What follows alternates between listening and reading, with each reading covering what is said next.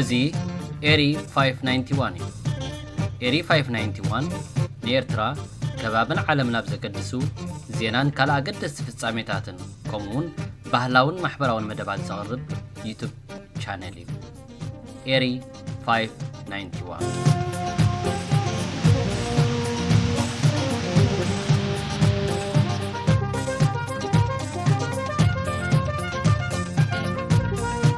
You spent years calling war criminals. You said perfected genocide into an art form. Do you stand by those genocide accusations or have you walked them back? Whatever the superlatives there, I know all kinds of crimes were committed in Tigray. Did Abiy Ahmed... Getachew Reader's appearance on Al Jazeera English's Head-to-Head is shaping up to be one of the most explosive and controversial political interviews of 2025. The episode has not even been released yet, but the internet is already on fire.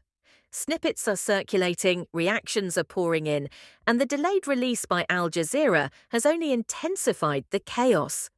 Viewers who were inside London's Conway Hall during the filming are calling it confrontational, uncomfortable, and at times shocking.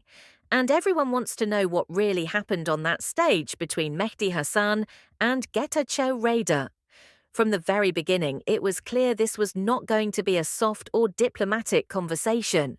Mehdi Hassan came prepared with pointed questions about the Tigray conflict, humanitarian suffering, allegations tied to the TPLF, and the political decisions that pushed Ethiopia into years of instability. His style has always been direct and aggressive, but witnesses say this session felt even tougher than usual.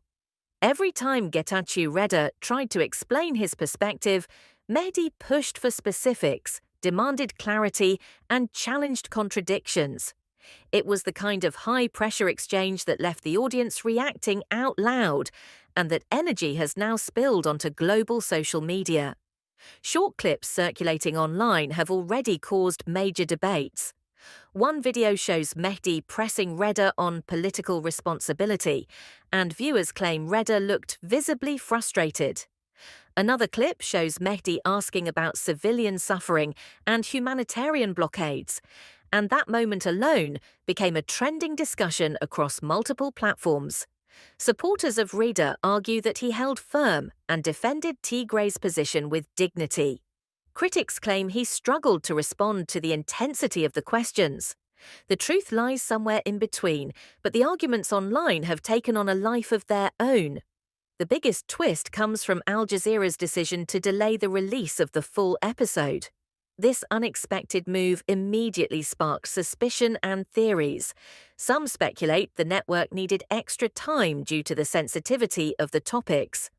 Others believe the controversy inside the hall created internal debate about how the episode should be presented. The delay only increased anticipation, with many now desperate to see the complete confrontation for themselves.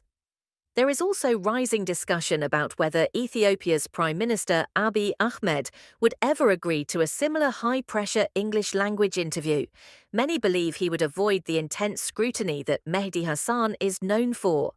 Others think the attention around this episode may push him toward eventually responding on a global platform. For now, one thing is certain. Once this episode finally airs, it will ignite a new wave of political discussion, criticism, and analysis. The stakes are high, the tension is real, and the world is waiting for the full story to drop.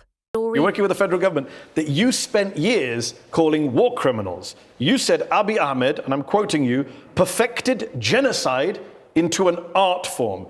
Do you stand by those genocide accusations or have you walked them back now that you work with? Whatever the superlatives there, I know all kinds of crimes were committed in Tigray. Did Abiy Ahmed carry out a genocide? I will tell you this, as a lawyer, Yeah. I cannot say who did this and that, but the crime was committed in Tigray. You're a lawyer? Yeah. Were you not a lawyer in 2021 when you said Abiy Ahmed has carried out a genocidal campaign?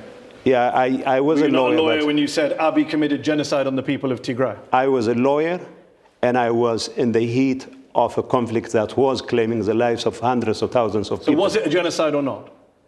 I believe genocide has been committed in Tigray. By Abiy Ahmed? Well, I have to be responsible for my words now. So you weren't responsible And I before? am ready to stand by my position that genocide has been committed. I'm confused. Just to clarify for the audience watching, you still believe it was a genocide, Yes. but you're not willing to say he did the genocide? Yes. It was a genocide that just happened by itself? No, there were so many actors involved. Okay. So what I'm saying is, Was he one of them? well, the war on Tigray was led by Prime Minister Abiy Ahmed himself. So he led the genocide? I mean, we don't have to be that specific. We do. He led the war. That's why we invited you here, to find out your views. He led the war. He led the war. So I will give him And it was the a genocide. opportunity to defend himself in public, in court. Okay. What I'm saying is all kinds of crimes, You mentioned... ethnic cleansing, Understood. genocide were committed. As a matter of fact, he was a very close friend even before he got elected. So, but Who was what a he close said, friend? Abiy was my close friend. You hated him. You said he was a genocidal warmonger, imperialist. Yeah, but Weird friends you have. that doesn't change the fact that we're friends. The fact that he's a genocidal warmonger didn't change the fact that you were friends? No. I'm stating the fact. Before the genocide, you Yes. mean you were friends? Yes. And after the genocide, you're friends? Just during the genocide, you weren't We were friends? fighting each other.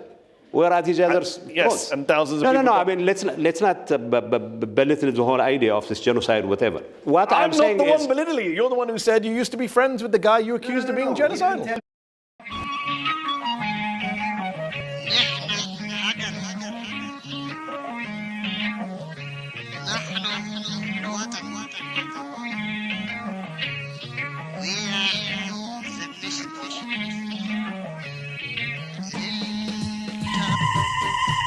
እዚ ኤሪ 591 እዩ ኤሪ 591 ንኤርትራ ከባብን ዓለም ናብ ዘገድሱ ዜናን ካልእ ኣገደስቲ ፍጻሜታትን ከምኡውን ባህላውን ማሕበራውን መደባት ዘቕርብ ዩቱብ ቻነል እዩ ኤሪ 591